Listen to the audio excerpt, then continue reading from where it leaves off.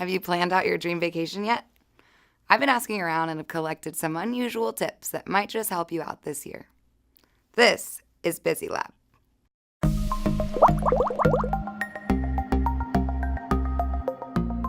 My name's Chandler, and I've been pretty lucky and I've traveled quite a bit. I love all things international, especially those little tips that make things just a little bit easier, a little bit cheaper, or a little bit more interesting. I also went around asking friends and coworkers if they had discovered any hidden gems among their travels, and now we want to share them with you.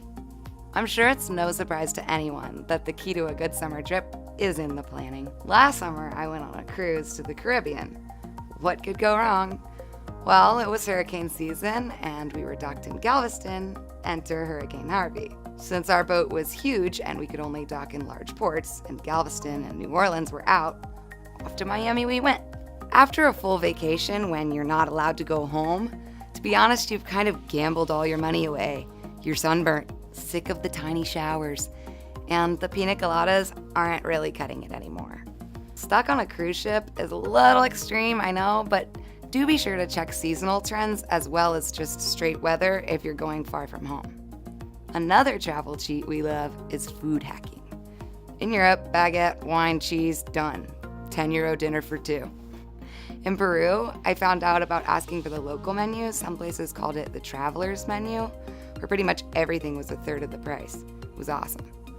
Don't be afraid to go local with your food choices. I ate a guinea pig, and I'm not gonna lie, it was pretty good. If you're trying the local cuisine, a good strategy is to spend your first night in Airbnb. The hosts want you to have a good time, so they're happy to share their favorite local hotspots. Sometimes the internet can be overwhelming. When you research too much, you forget that all this is just to have a good time. Give yourself permission to miss things. Waiting in line at attractions is an obvious bummer, so finding ways around that can be a really good time. Take the David statue in Florence, for example. A coworker of mine told me that instead he and his wife took a bus to Fiesole, the small town where Michael Angelo worked and extracted all his marble. What an awesome experience. And no lines. There are lots of little hacks like this, no matter where you're going. The best favor you can do for your wandering self is to ask people who have already done it. So, giving yourself permission to miss things is good, but what's even better is to give permission for whatever you want to do at that moment. If you want McDonald's in Paris, France, guess what?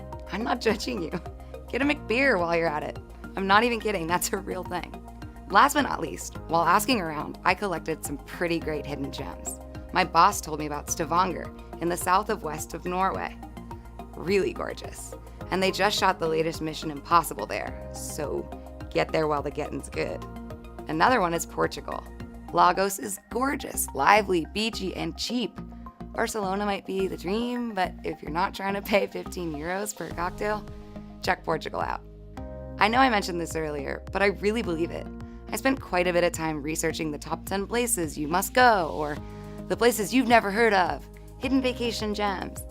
The best resource of all, the people right in front of me. Real people, real experiences, really, really helpful. Please let me know some of your favorite travel stories in the comments below. Don't forget to hit subscribe for more life hacks like this from the Bizzy Lab.